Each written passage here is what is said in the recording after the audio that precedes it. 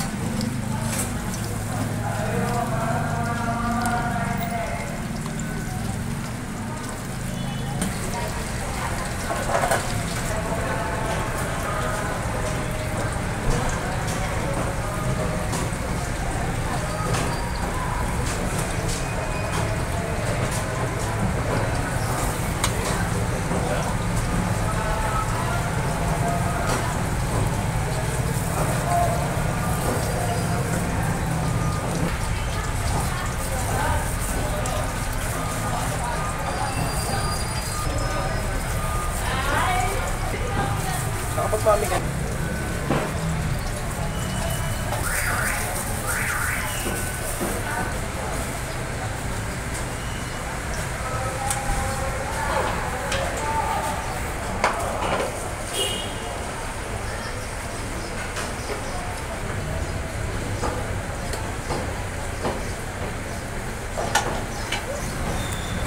Nagpawisan.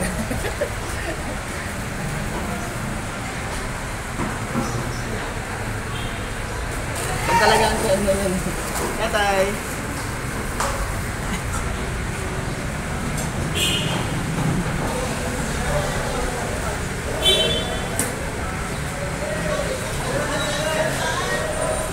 Para loaded ka na siya.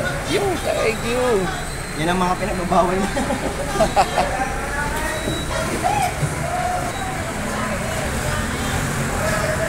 Ay kita nyo gayan ay hindi halos gumalaw ang ating kutsara. Yung baga namang halos umapaw na sa ating paper cup ang pinagsama-samang pampasarap ng ating Mommy Overload. Kasi naman kung ordinaryong Mommy yan ay di pansit at sabaw lang ang paikot-ikot dyan. Pero dahil Mommy Overload nga ang ating titimusan ay iyan na nga ho ang ating pagpipiyastahan. Hindi na ho ako para magsabi kung masarap ito o hindi. Basta kayo ho ay pumarni na laang sa San Jose at hanapin aring Lugaw Basic. Sinisigurado ko na lang ho na hindi ako mapapahiya sa inyo dini sa Mommy Overload ng Lugaw Basic. At kung pupunta ho kayo ay dini kayo pumasok sa malaking entrance ng palengke.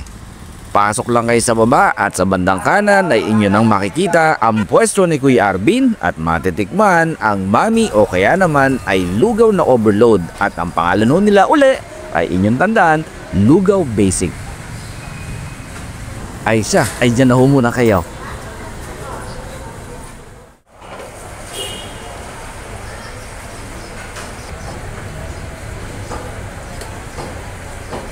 Thank you. Yan ang mga pinagbabawal niya. Tapos